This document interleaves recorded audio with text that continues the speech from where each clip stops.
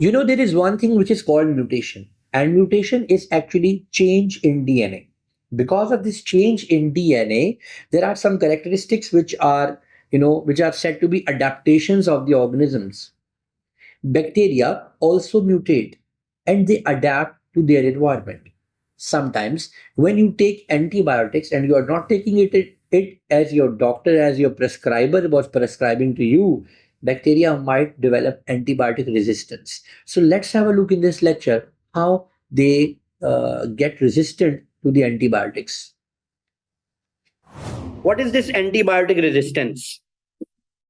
आपने अक्सर ये नोट किया होगा कि जब आपको किसी किस्म की कोई इन्फेक्शन होती है, एंटीबायोटिक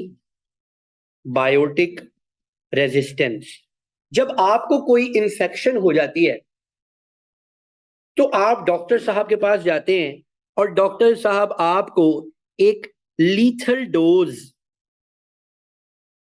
ऑफ एंटीबायोटिक आपको रेकमेंड कर देते हैं।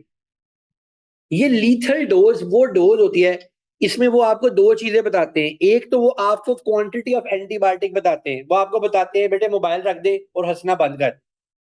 एक तो वो आपको ये बताते हैं कि आपको कितने मिलीग्राम्स एंटीबायोटिक चाहिए पर डे और आपने इसको कितने दिन, हाउ मैनी डेज आप इस एंटीबायोटिक को यूज करेंगे। आप दवाई खाते हैं, नेचुरल सी बात होती है, पेशेंट दवाई नहीं खाना चाहता, वो कहता है बस कुछ ऐसा हो कि मुझे दवाई ना खाने पड़े और मैं ठीक हो जाऊं, राइट। आप दवाई नहीं खाते या खाना शुरू करते हैं, उसने आपको कहा कि 250 मिलीग्राम पर डे आपने खानी है और आपने 5 डेज तक ये एंटीबायोटिक खानी। अब होता क्या है कि अगर ये आपकी बॉडी है,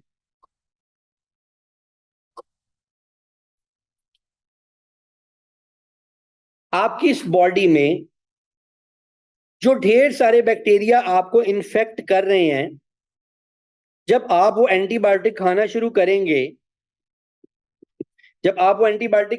करेंगे, कुछ ऐसे बैक्टीरिया होते हैं बेटे जिनमें म्यूटेशन हो जाती है। ये जो ग्रीन वाले बैक्टीरिया हैं, इनमें क्या हो गई है? म्यूटेशन। और ये म्यूटेशन होती है रैंडम। कैसे होती है?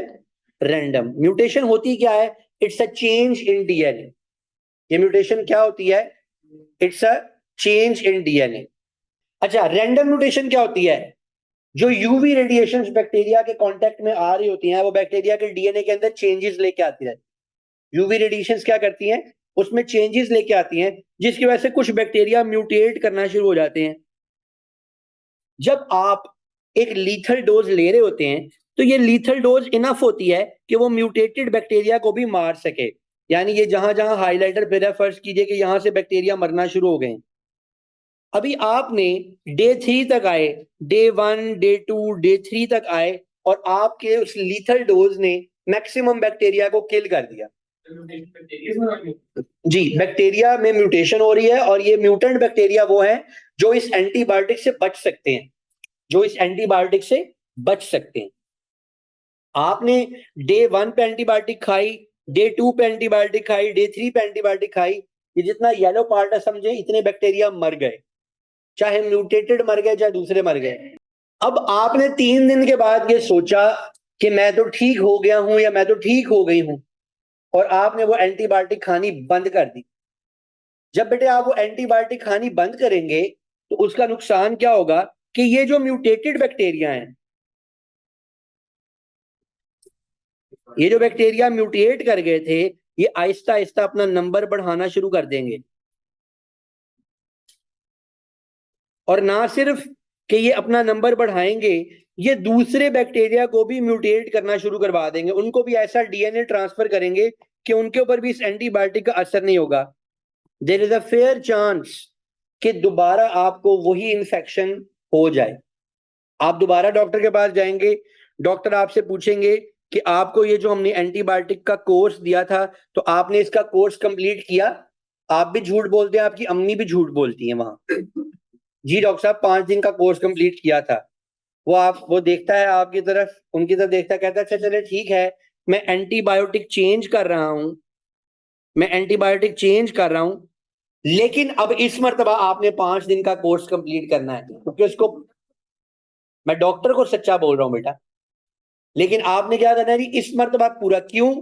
कि आप बैक्टीरिया को चांस देते हो कि वो म्यूटेट करके सेलेक्ट हो जाए और आपकी जो मौजूदा मार्केट में मौजूद एंटीबायोटिक्स हैं वो उसके सामने फेल हो जाए। फॉरेन कंट्रीज में, डेवलप्ड कंट्रीज के अंदर आसानी से एंटीबायोटिक प्रेस्क्राइब ही नहीं की जाती, और हमारे यहाँ बच्चा 10 साल का होता है, उसको नोविडेट, ऑगमेंटन, सिफेलोस्पोरिन और ये जितनी भी मेजर एंटीबायोटिक्स है सारी बच्चे को खिला चुके होते हैं।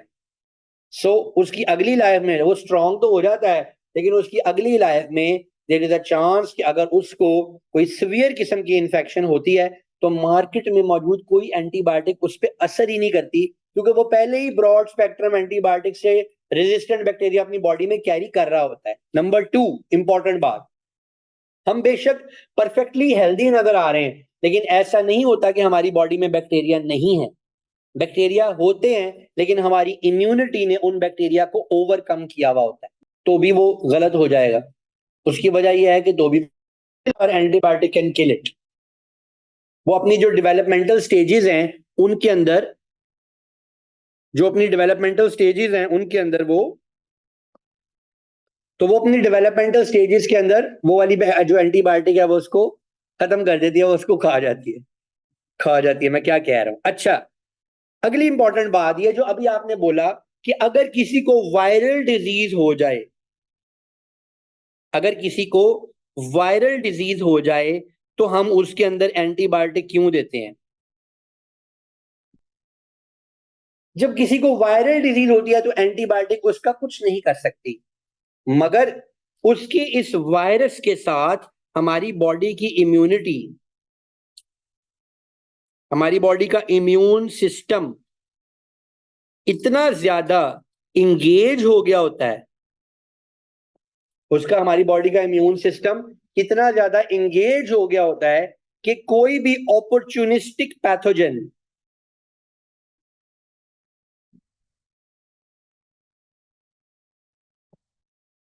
कोई भी ऐसा माइक्रो ऑर्गेनिज्म जो आपको बीमार कर सकता है, दैट इज कॉल्ड पैथोजन। कोई भी ऐसा पैथोजन जो रूटीन में आपकी बॉडी की इम्यूनिटी उसको वैसे ही फड़का फड़का के मार रही है, कहीं वो भी सर ना उठाने लगे और वो आपको बीमार ना कर दे। इसीलिए आपको सेकेंडरी इन्फेक्शन से बचाने के लिए, आपको सेकेंडरी इन्फेक्शंस से बचाने के लिए क्या होता है बेटे? बेटा आप क्या बोल रही हो? आपके अल्फाज में क्लैरिटी नहीं है। ओके, अच्छा, तो एक तो ये बात थी बेटे जो मैंने आपको समझानी थी। दूसरा, कल हम बात कर रहे थे स्मोकिंग की, और उसमें आपको 2 डिजीजेस के बारे में मैंने बताना था। एक, हाँ, एंटीबायोटिक रेजिस्टेंस की होती है कि जिसमें bacteria due to poor use या poor administration of antibiotic, if bacteria develops resistance, yeah, if it is no longer effective to kill bacteria, it is called antibiotic resistance.